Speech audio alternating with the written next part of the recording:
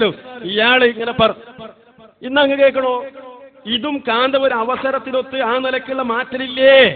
ഇല്ലേ? നിങ്ങൾക്ക് അടുത്തൊരു ഭാഗം കാണാൻ നിങ്ങൾ ശ്രദ്ധിക്കണം. രണ്ട് ഭാഗം ഒന്നിച്ചാ കാണാം. നിങ്ങൾ വളരെ ശ്രദ്ധിക്കണം. എന്താണെന്നറിയോ?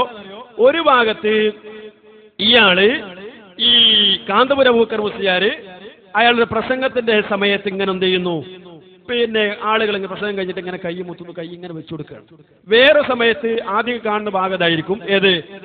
അറബികളുടെ കൂടെ, അറബികളെടുത്തുണ്ട്. അപ്പൊ ഒരു സാധു ഇങ്ങനെ വന്നിട്ട് കൈ പിടിച്ചിട്ട് ഇങ്ങനെ മുത്താൻ അങ്ങനെ വരുമ്പോ ഇയാൾ ഒറ്റ വരും. രണ്ടും ശരിക്കും ശ്രദ്ധിക്കുക. നിങ്ങൾ ആ സ്ക്രീനിലേക്ക് നോക്കുക. അയാളിങ്ങനെ വരിക, നിസ്കാരം കഴിഞ്ഞ് എണീറ്റ് അങ്ങനെ വന്നിട്ട് കണ്ടോ ഒറ്റ വലി. കാരണം ബാക്കിൽ അറബികളാണ്ടോ, ബാക്കിൽ ഇറ്റകളാ വരുന്നേ, ഒറ്റ വലി.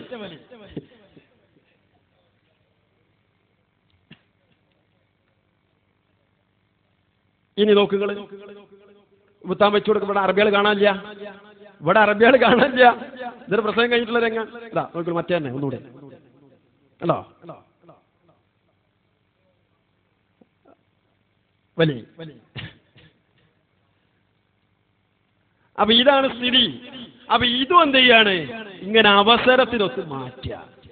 ഇതൊക്കെ നിങ്ങൾ ഇടിയിച്ചതാട്ടോ. ഇതൊന്നും ഞാൻ ഇടാൻ വിചാരിച്ചായിരുന്നില്ല. ഇതൊക്കെ നിങ്ങൾ ക്ലിപ്പ്